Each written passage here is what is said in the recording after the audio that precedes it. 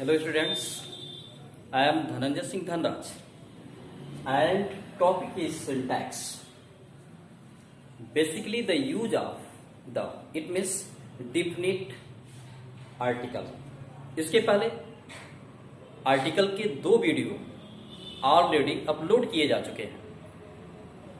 यह आर्टिकल का 3rd part है। इसमें हम नाउन से रिलेटेड आर्टिकल का कैसे यूज करते हैं इसके बारे में हम यहाँ पे डिस्कशन करते हैं। आइए देखते हैं। हम यहाँ पे पढ़ते हैं जो प्रॉपर नाउन होता है। प्रॉपर नाउन के लिए omission of the before proper noun. It means proper noun के पहले हम द का प्रयोग नहीं करते हैं। प्रॉपर नाउन के पहले द का लोप पाया जाता है। Just like what is proper noun. जैसे कोई पर्सन का नेम जो काली नेम होता है, मोहन सोहन रीता गीता सीता।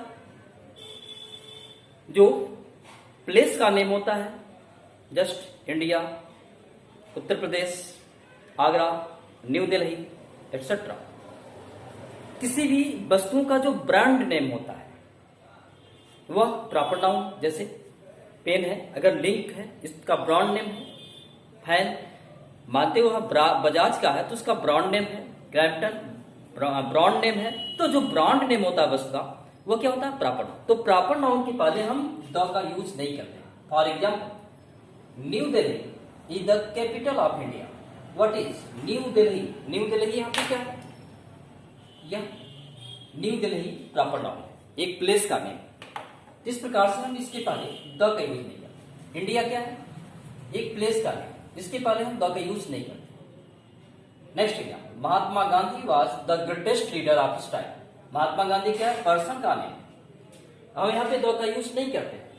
तो सिंपली क्या होता है, प्रॉपर नाउन के पहले हम द का यूज नहीं करते हैं। ओके, लेकिन एक कंडीशन होता है, use the before the proper noun that has been compared. ऐसा प्रॉपर नाउन जिसकी तुलना की गई होती है और जिससे तुलना किया गया होता है, जो तुल्य होता है, उसके पहले हम द का यूज करते हैं। Just for example, Kalidas was the Shakespeare of India. Kalidas Bharat के क्या थे? शेक्सपियर। आप जानते हैं Kalidas name of person, Shakespeare name of person. लेकिन यहाँ पे कालिदास के पहले द का यूज नहीं किया गया है, लेकिन शेक्सपियर के पहले द का यूज किया गया है। ये तो प्रॉपर नाउन है। प्रॉपर नाउन के पहले यहाँ पे द का यूज किया गया है। मीन्स क्या? कालिदास की तुलना किससे किया जा रहा है? शेक्सपियर से। कालिदास को बताया जा रहा है कि भारत के शेक्सपियर। यद्यप कालिदास एंड शेक्सपियर दोनों अपने अपने विशेष विषय के विशेषज्ञ थे। अर्थात कालिदास संस्कृत, शेक्सपियर इंग्लिश। यद्यप दोनों नाटककार थे और दोनों कवि, तो दोनों में काफी समानता है। जिस प्रकार से यह शेक्सपियर अपने इंग्लिश लैंग्वेज पे कमांड रखते, उसी प्रकार से कालिदास संस्कृत पे। तो कालिदास की तुलना किससे किया गया है? शेक्सपियर से। तो यह तुलनात्मक जो होता है उससे पहले हम द का प्रयोग कर लेते हैं। Okay, next, Kashmir is the Switzerland of India. Kashmir क्या है? एक स्टेट का नेम। स्विट्जरलैंड क्या है? यहाँ पे एक कंट्री का नेम है। तो ये प्रॉपर नाउन। लेकिन कश्मीर की तुलना किससे किया गया? स्विट्जरलैंड से। तो जब इसका कंपेयर किया जाएगा तो जिससे वो कंपेयर किया जाता है उसके पहले हम द का यूज कर लेते हैं। आइए यहाँ पे हम करेक्ट करते हैं। I went to the Agra. आप क्या देख रहे हैं? आगरा क्या है? एक सिटी का नेम। तो कोई भी प्लेस का नेम जो होता है वह क्या होता है? प्रॉपर नाउन होता है। और प्रॉपर नाउन के पहले सिंपली हम ओमिशन ऑफ द का लोप करते हैं। अर्थात द यहां से हटा दिया जाएगा, द का प्रयोग नहीं करेंगे। यह इसका करेक्शन जब करेंगे तो ये हो जाएगा आई वेंट टू क्या है? Agra. Next, Surdas was John Milton of India. Just यहां देखिए, Kalidas was the Shakespeare of India. उसी तरह से कालिदास की जगह पे सूरदास और शेक्सपियर की जगह पे कौन? John Milton. मतलब दोनों बंदे थे, सूरदास और जॉन मिल्टन। ये तो दोनों कवि थे। ये इंग्लिश का कवि जॉन मिल्टन और सूरदास हिंदी का। तो इस प्रकार से दोनों में काफी समानता है। तुलना किया जा रहा है, सूरदास की तुलना किससे किया रहा? जॉन मिल्टन से। तो इससे पहले हमें द का यूज करना होता है। अर्थात इसको हम क्या लिखेंगे? Surdas was the John Milton of India. यहां पे हम जॉन मिल्टन के पहले द का यूज करते हैं। अब यहां पे देखिए, फर्स्ट जो sentence I went to Agra, और ये sentence I saw Agra airport. तो यहाँ पे हम क्या कर रहे हैं, यह जो आगरा लिखा गया है इसके पहले हम द का यूज करते हैं। ऐसा आगरा एयरपोर्ट। ऐसा क्यों? क्योंकि हम यहाँ पे आगरा प्लेस को नहीं शो कर रहा, स्पेशली एक जगह का नाम नहीं है, बल्कि एक फेमस कोई भी स्पॉट होता है, एक फेमस कोई बिल्डिंग होती है, एक हिस्टोरिकल कोई बिल्डिंग होती है, हिस्टोरिकल कोई स्पॉट, हिस्टोरिकल कोई प्लेस होता है, तो उसके पहले हम तो का प्रयोग करते हैं। अब यहाँ पे ऐसा द आगरा नहीं, ऐसा द आगरा एयरपोर्ट। मैं आगरा एयरपोर्ट को देखा, आगरा को नहीं, आगरा एयरपोर्ट को देखा। यह एक फेमस जगह है उस शहर के लिए, तो ऐसे के लिए हम किसका प्रयोग करते हैं? द। ओके, आई सा द आगरा क्या है? Red fort. ऐसा द आगरा टेम्पल, ऐसे कुछ हो जो फेमस हो उस जगह के लिए, तो वहां पे हम उसके पहले भी द का प्रयोग करते हैं। इस कॉन्सेप्ट में कोई कंफ्यूजन नहीं। आइए कॉमन नाउन की ओर चलते हैं। कॉमन नाउन आप जानते ही हो, इस दुनिया का कोई भी चीज जो आप आंखों से देखते हैं और जिसको हम क्या कर सकते हैं?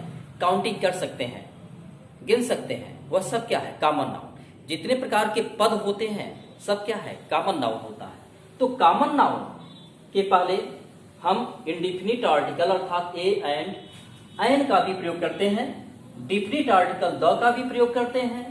ब्रॉड सेंस में क्या यूज करते हैं, द यूज करें कि न करें, इसके बारे में हम आगे बताएंगे।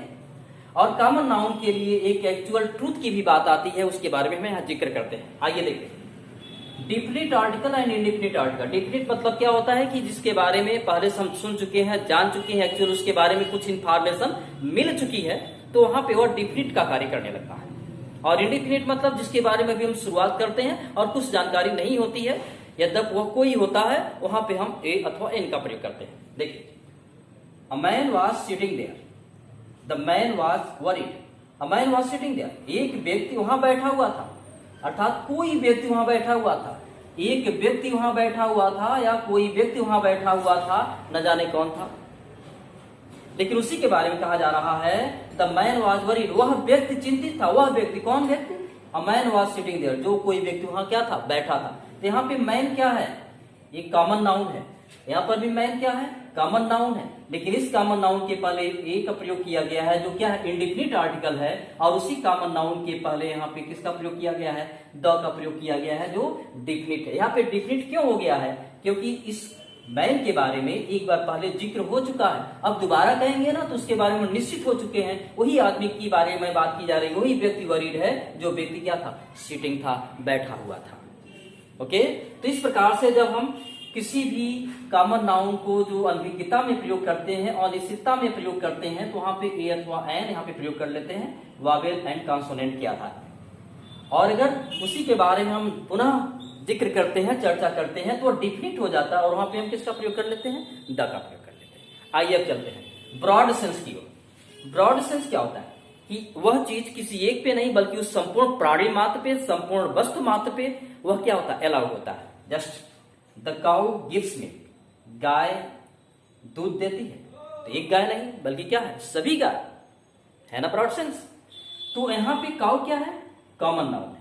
हम इस कॉमन नाउन के पहले किसका प्रयोग कर रहे हैं? द का, या डिफिनिट आर्टिकल द का प्रयोग कर रहे हैं। लेकिन ये ब्रॉड सेंस प्रयोग कर रहा है, यह ऑल सभी के लिए अर्थात सभी गाय के लिए प्रयोग कर रहा है। लेकिन हम ऐसे भी लिख सकते हैं, द आर्टिकल को हटा करके इसी काउ को प्लूरल में लिख सकते हैं, काउज गिव मिल्क, गाय दूध देती है। मतलब सिंगुलर में लिखेंगे तो द का प्रयोग कर लेंगे, प्लूरल में लिखेंगे तो यहाँ पे द का प्रयोग नहीं करेंगे। ऐसा ब्रॉड सेंस, गाय दूध देती है, सब कोई जानता है कि नहीं? Okay, the dog is faithful, कुत्ते वफादार होते हैं। एक कुत्ते नहीं, सभी जात की, कुत्ते की सभी जात को बता रहा है कि सभी कुत्ते वफादार होते हैं। डॉग क्या है? कॉमन नाउन, ये तब सिंगुलर, इसलिए यहाँ पे द का प्रयोग कर रहे हैं।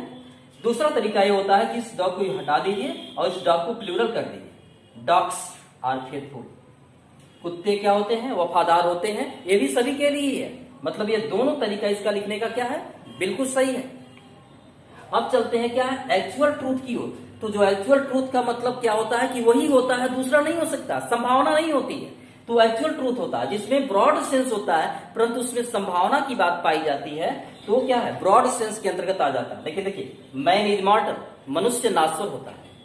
क्या है? इसमें कोई शक नहीं है, हर मनुष्य को मरना है, हर मनुष्य को नष्ट होना है, एक्चुअल ट्रूथ है, इसमें कोई शक की बात नहीं है। तब यहाँ पर सिंगुलर ही लिखा जाएगा। मैन क्या है, कॉमन नाउन है और इसको सिंगुलर ही लिखा जाएगा और यहाँ पे द का यूज नहीं करेंगे, अर्थात ये लिखेंगे मैन इज मार्टर। अब इसको हम इस तरह से नहीं लिख सकते द मैन इज मार्टर, या बहुवचन बनाएंगे plural number men are martyr, वो बिल्कुल गलत होगा, क्योंकि एक्चुअल ट्रूथ है तो इस कॉमन नाउन को सिंगुलर में ही लिखा जाएगा और उसके पहले कोई आर्टिकल यूज नहीं करेंगे, मैन इज मार्टर। लेकिन ब्रॉड सेंस क्या होता है, ये भी तो बात सबके लिए होती है, लेकिन वहां पे शक भी हो सकता है। जैसे dogs, the dog is faithful, कुत्ते वफादार होते हैं, कोई जरूरी नहीं कि सारे वफादार हो, कई जो है उसमें क्या है घातक भी तो हो सकते हैं। द काउ गिव्स मिल्क, गाय दूध देती है, 100% आप एश्योर नहीं है कि हर गाय दूध देती है, उसमें कुछ नहीं भी दे सकती है, लेकिन क्या कोई ऐसा व्यक्ति है जो नहीं मर सकता है, नहीं ना। तो इस प्रकार से एक्चुअल ट्रूथ है, जो एक्चुअल ट्रूथ होता है वहां पे क्या होता है, वह सिंगुलर में ही होता है और उसके पहले द का प्रयोग नहीं करते हैं। तो इस प्रकार से हम कॉमन नाउन में किस प्रकार से आर्टिकल ए अथवा एन अर्थात इंडिफिनिट आर्टिकल, द अर्थात डिफिनिट आर्टिकल का कैसे यूज करते हैं और कहाँ यूज नहीं करते हैं, यह इसका डिटेल है। आप इस वीडियो को रिपीट करिए, श्योरली आपको इस प्रकार का कॉन्सेप्ट समझ में आ जाएगा, कोई कंफ्यूजन नहीं है। और आर्टिकल के बारे में नेक्स्ट वीडियो मैं नेक्स्ट टाइम अपलोड करूंगा, तब तक आप इसको वॉच करते रहिए, कॉन्सेप्ट बनाते रहिए।